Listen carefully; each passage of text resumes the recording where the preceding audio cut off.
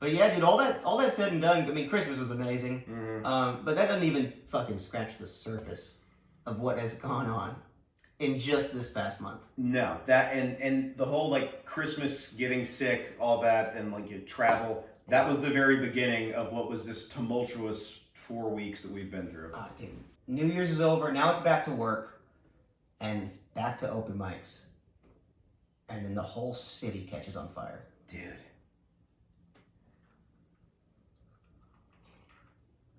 The whole city. It got bad. I'm not going to be hyperbolic about it. Like, it got very bad. Yeah. And it got bad quickly. I remember, like, I first heard the news that, like, the 2 main fires broke out in, like, Eaton and the Palisades. And I was almost, like, cocky about it. I was like, oh, well, we're in Hollywood. We're in the middle of that. Like, it's not going to get... Like, you would have to burn through the 405 and the 101 to get to us. Yeah. And then Runyon Canyon catches on fire. It did just that. Which, for those of you that don't like know LA, Runyon Canyon, it's like a big public park out in the hills, and it's like a mile and a half, 2 miles from our apartment. I'd say 2 miles. And that's when it got real. What happened was we started hearing a lot of footsteps around our building, which is not like a very busy place, but like we heard a bunch of people going up and down the stairs. And this was like 2 days after like the big fire. Yes. Like Palisades were like engulfed. This was like the top of when it was engulfed. Yeah. And we were, I mean, like everything shut down. My work closed when Runyon caught on fire. But like clubs shut down, everything shut down. Outside already smelled like smoke. It was like it was just like crazy smoky outside. I remember the day before Runyon caught on fire, we went up onto the roof of our building just to have a look around, and like from downtown LA all the way out to like, you know, the Palisades near like West Hollywood or whatever, just smoke. That's crazy. Just everywhere. And then there would be like a pocket of blue sky, and then it would just kind of fade and go away. And then, like, I think a day later, we heard the rumblings. We just heard, like, we heard sirens, and then, like, you can hear, like, through the walls a bit, you just heard, like, banging and, like, running just and, like, frantic noises. Doors shutting and opening. And we like, weren't, like, ready. We were, like, you were playing video games. I was just, like, watching YouTube. Yeah. And, like, we paused it. We were like, there's some chatter going on. Why is it so loud outside? And then we went out onto, like, the balcony area, and like we could see people loading suitcases into cars, and it was clear that like, oh, people are getting out of here. Yeah. And we were like, why? Like, the fire's all the way over there. And then like we got up on the roof. I remember I checked my phone, and they were like, you know, new fire in Runyon Canyon. And then we got up, we took the ladder that's always there for no reason, put it up, got up onto the roof, and then that's when like we saw it with our own eyes. Like, we weren't looking at smoke, we were looking at fire. We could see fire from the roof of our building. And that's when it, like, I had to take, like, a deep breath and go, like, all right, what do I really want to say from this place? Which is, like, stressful. Yeah. But it was something about, like just seeing it. Like, like, we didn't even take the binoculars up this time. It was like, oh, that's fire. Yeah. There's fire there, and that's close to us. Yeah. We may need to make some decisions here. Yeah, and, like, not even far away fire. It was like, I could see, like... the flames. Yeah. It's like 2 miles, bro. Yeah. All it would have to have done was jump over the 101. Mm-hmm. And we're toast. Yeah. I mean, if it hit Griffith, it would have been over. Yeah. We would have had to leave. Yeah. If Griffith goes up, we have no choice but to leave. Yeah. But which, you know, could happen tonight. I know. The winds aren't dying down. Our bags are still packed. Yeah, and also that's the other thing. Was I saw the fire, and then I took a real deep breath, and I was like, okay, we're in this room now. We're in this mode. Yeah. We need, like, we're not leaving yet. That'd kind of be dumb. Yeah. That'd be overreacting, but it's like, you need to get some bags together. Let's just be ready just in case. Yeah. Just in case. And I came back down the ladder, and you got out the duffel bags, and that's when you know what outfit you like the most. This is the first one that you throw into the bag. It is. You're like, I'm saving this shirt first. Yeah, because I'm not taking all my clothes. No. I remember what I grabbed. I grabbed 2 jackets. I grabbed my bomber jacket and a jean jacket. I grabbed my Carhartt pants. I had a pair of green cards and a black card, Mm. and then like 4 or 5 t-shirts. And I was like, oh, so these are, and like 2 flannels. And I was like, oh, these really are my favorite outfits. Mm-hmm. And then I looked at all the rest of my clothes and I was like, I could lose these tomorrow, dude. I mean, I don't really wear these. Yeah. I remember the only thing that I made, one of the only things I made sure to grab was Uncle Tad's American Airlines jacket, just because it's like, it was his and it's like vintage and I have like an emotional connection to it. I'd grab that too, by the way. Yeah. I just didn't want to take it off the wall, but and in the back of my mind, I was like, I'm grabbing that. That and his dog tags. Yeah. Rest in peace. And it's just weird. You grab, and we have a trunk full of like, I'm not gonna tell you guys what's in there. Go shit. And you just grab the safe, you fucking put it in the trunk, and the ammo box. Yes, and the other things, and you grab, I have like a cigar box that's just filled with all my little childhood knickknacks, just those weird stuff you collect over growing up. Yeah, I have the ticket to the first like Predators game the National Predators hockey game that Dad and I went to. Yep, I've got concert tickets, like a little action figure that you had when you were 9, or like somehow it survived. There's all that stuff. Like put it, just pack up all this stuff. It's still packed. It's still packed right now. Yeah. And then like other than what's packed right there, and like that, and maybe one other thing, it's like all this. It's like gone. It really makes you. It makes you like think about what you actually value. Like I only grabbed one of my guitars. Yeah. I've got like 5 of them. Yeah. I grabbed the one that like means the most to me. I was like, all right, this will fit in the back of the truck. Let's go. Yeah, dude. It's like what can fit in the back of a truck. Mm-hmm. That's all you can bring. We were gonna leave our other car. Yeah, that's the other thing. Like there wasn't even a debate about like, oh, I'll follow you behind. Yeah. It's like, no, let it burn. Let it burn to the fucking ground. We're not getting split up. It sets things into like set value really quickly when like bam, there's fire right there and I can see it. This is what I value. Let's get out of here. Yeah. Dude, my heart goes out to like all of Los Angeles and just what a shitty thing. Yeah. And also and the fire department and those brave pilots who are doing those dive maneuvers. Yes, dude. And those helicopter pilots. I mean, first off, coolest job in the world. Now, I know you only get to work when a disaster is happening. However, like, oh my God, to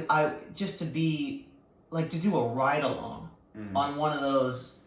Like those skippers that pick up the water from the ocean? Yeah. Dude, I mean, they're like 100, 200 feet like above the ground. Also, going downhill, like it's crazy. The other thing is that like they're dealing with canyons too. So it's not like, and the way the fire was spreading, it's like you couldn't go up or down them. So you have to go like down, and then you have the width of the canyon to do your down and then pitch up maneuver, and then get the fuck out of there. And fucking dump it at the right time. Yeah, and then to get more water, you have to like landing a plane is hard enough. You have to land it, keep the engines going, scoop up enough water, and then take off again, and then just do that.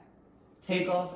A water landing is so rough, and then just to take off directly, and then you're heavier now, so that I bet that does something. It fucks with the ballast of the plane. Yeah, and then you're like, this canyon like folds weird, so we're gonna have to go up. So you're like, I mean, 100 feet from the ground, from buildings. Yeah. And then you have to pull up because there's a mountain in front of you, and then dump, and then fucking bullseye. I mean, that fucking coolest job ever. Mm-hmm. But sorry. Yeah. Sorry. But, God, that's awesome. Those videos were so awesome of those pilots. Yeah. Dude, hats off to the brave men and women of the Los Angeles Fire Department. Yeah, seriously. I saw fire from the roof of the place that I live. We barely slept that night. Yeah. Because we were like, tonight could happen. I set fucking alarms to wake up and fucking peek out the window. You know what the wildest thing was, though? We still kept drinking. Like, hey, listen. No, but I started drinking before the fire. Look, okay, I'm not gonna stop drinking after the fire. I'll give you that, but like, we saw the fire. We came back down, packed it up, and we knew that like we may need to drive out of here. But then still, we were like,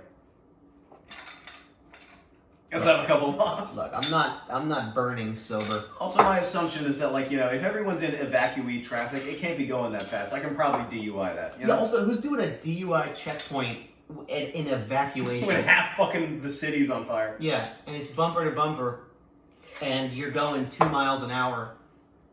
Sir, are you sober? It's like, look behind you. Sir, are you wearing your... I pulled you over. Are you wearing your seatbelt? Mm-hmm. Bitch, my apartment's on fire. Who gives a fuck if I'm drunk? Motherfucker, the sky is orange. Yeah. It's night. What the fuck are you talking about? No one's doing a DUI checkpoint in evacuation. Also, the other thing was like, dude, if I'm going out, I'm having a good time. Dude. Come on. Come on, man. Come on, man. I don't know if this is real or not, but I saw this thing online. Oh, God. So, like, 50-50 chance, who knows? But it was a guy that evacuated, and the car that he parked on the street still got an LA City street parking ticket. It's like, dude, fuck you. I'm not paying that. Yeah, no, that should be fucking illegal. They should hunt down the fucking parking attendant that did that and hang him in the street. Yeah. What a dick. I bet they put parking tickets on fucking burnt cars. Yeah. You're not allowed to park here. It's burnt. It's all frame.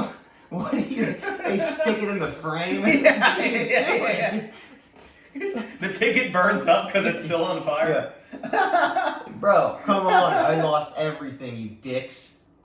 I will say the best thing that I saw was just everyone came together and it was really nice to see. I haven't seen that.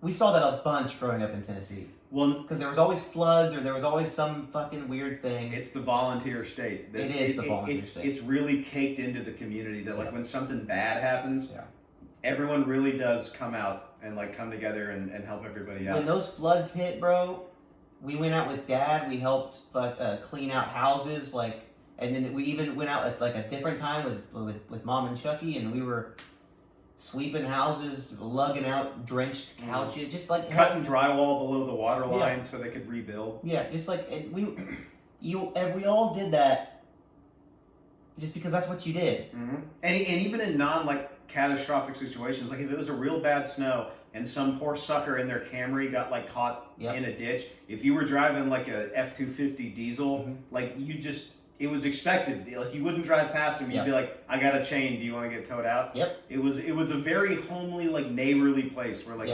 you helped each other. I've helped so many people on the side of the road. Their tires flat. I see them fucking cranking. You just pull over, and you just help them, and then you go on. Yeah. But I never got that sense out of a place like LA. Especially when COVID was going on. Yes. Because when COVID was going on, it wasn't, everyone was not together. It was every man for themselves, it felt like. And also, it was worse than that. Everyone was mad at each other. Yeah. And I really hated that. I didn't think that like existed out here. Yeah. And I'm not sure that it even does. Maybe it was just because like this was the craziest, wildest situation of all time. Yeah. But it still was good seeing people like come together, give donations, do like water bottle drives, stuff like that. Yeah. It was good to see. Yeah. You know what it did? It reminded me of back home. It really did. And it gave me a bit of a hope for Los Angeles. For this hell. Yeah, for this evil city. Mm-hmm. It's just like, yeah, dude, when shit goes down, people do help each other and come together. And then, yeah, you just realize all that, most stuff is just bullshit. It doesn't matter. And, I don't know, that's how we were raised. We were raised that way in a place that was normal. And yeah, coming out here, I didn't get that. But I got a glimpse of that, during those fires, so that's good. But when if I see a car on the side of the road here, I'm like, if I help that guy who's fucking hit me with a knife, yeah, dude, he'll fucking poke me. There's too many people here to like care about everybody. Yeah. And that's just the difference between here and growing up in a small town. It's just weird. It took half the city burning down for people to like care about each other. Yeah. Finally. But yeah, thank you to the fire department and the police department and those sick pilots we're making those maneuvers. I like to think they just have like the guitar solo part of Freebird blasting in the plane the whole.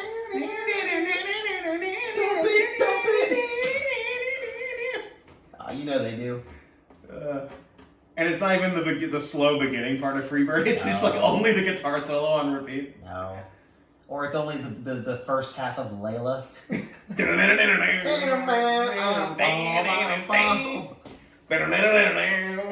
the coolest.